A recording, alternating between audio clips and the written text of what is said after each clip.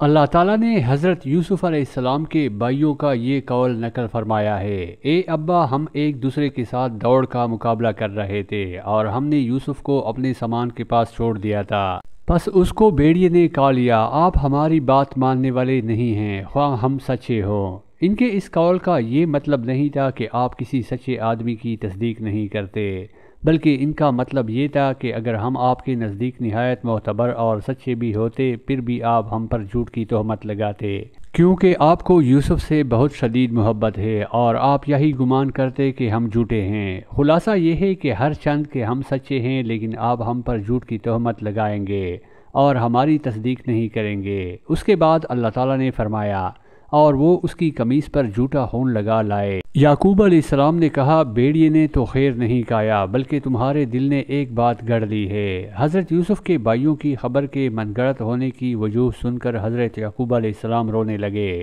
اور انہوں نے اپنے بیٹوں سے کہا، مجھے اس کی قمیص دکھاؤ۔ انہوں نے اس کی قمیص کو سونگا اور چوما، پھر وہ اس کو الٹ پلٹ کر دیکھنے لگے تو وہ ان کو کہیں سے بھی پٹی ہوئی نہیں دکھائی دی۔ انہوں نے کہا، اس ذات کی قسم جس کے سوا کوئی عبادت کا مستحق نہیں ہے، میں نے آج سے پہلے اتنا عقل مند بھیڑیا کوئی نہیں دیکھا۔ اس نے میرے بیٹے کو کھا لیا اور اس کو قمیص کے اندر سے نکال لیا اور قمیص بالکل نہیں پٹی۔ حضرت یوسف علیہ السلام کے بھائیوں کو معلوم تھا کہ واقعہ اس طرح نہیں ہوا جس طرح انہوں نے بیان کیا ہے۔ انہوں نے پھر اپنا بیان بدلا اور کہا، اس کو بھیڑیے نے نہیں کھایا۔ حضرت یعقوب علیہ السلام نے غصے میں ان سے منہ موڑ لیا اور وہ غمزدہ ہو کر رو رہے تھے۔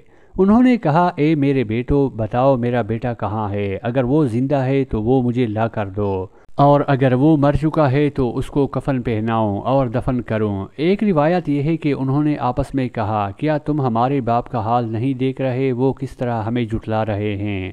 آؤ اس کو کنویں سے نکال کر اس کے اعضاء کاٹ کر ٹکڑے ٹکڑے کر لیں اور پھر اپنے باپ کے پاس اس کے کٹے ہوئے اعضاء لے کر آئیں، تب وہ ہماری بات کی تصدیق کریں گے اور ان کی امید منقطع ہوگی۔ تب یہوذا نے کہا، اللہ کی قسم اگر تم نے ایسا کیا تو میں ساری عمر تمہارا دشمن رہوں گا اور میں تمہارے باپ کو تمہارے سارے کرتوت بتا دوں گا۔ انہوں نے کہا، اب جب کہ تم ہم کو اس تجویز پر عمل کرنے سے روک رہے ہو تو آؤ چلو ایک بھیڑیے کا شکار کرتے ہیں۔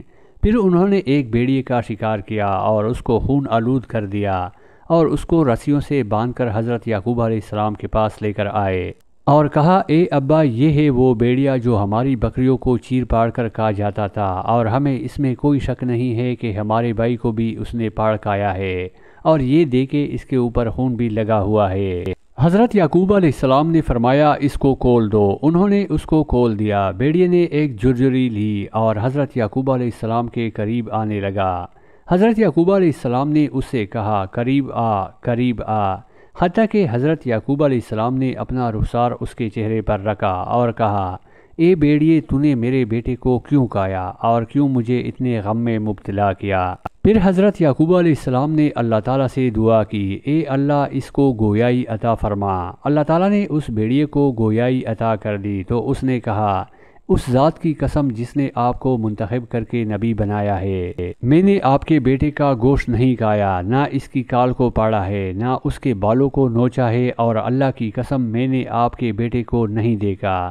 میں تو ایک مسافر بھیڑیا ہوں، میں مصر کے مضافات سے آ رہا ہوں۔ میرا بھائی گم ہو گیا تھا، میں اس کی تلاش میں نکلا تھا، مجھے معلوم نہیں کہ وہ زندہ ہے یا مر گیا۔ اسی اثناء میں آپ کے بیٹوں نے مجھے شکار کر لیا اور مجھے باندھ کر یہاں لے آئے، اور بے شک انبیاء کا گوشت ہم پر اور تمام وحشی جانوروں پر حرام کر دیا گیا ہے، اور اللہ کی قسم اب میں ایسے شہر میں نہیں ٹھہروں گا جس میں نبیوں کی اولاد وحشی جانوروں پر جھوٹ باندھتی ہے۔ حضرت یعقوب علیہ السلام نے اس کو چھوڑ دیا اور کہا، اللہ کی قسم تم اپنے خلاف حجت کو پکڑ کر لائے ہو، یہ وحشی جانور اپنے بھائی کو تلاش کرنے کی مہم پر نکلا ہے اور تم نے انسان ہو کر اپنے بھائی کو ضائع کر دیا۔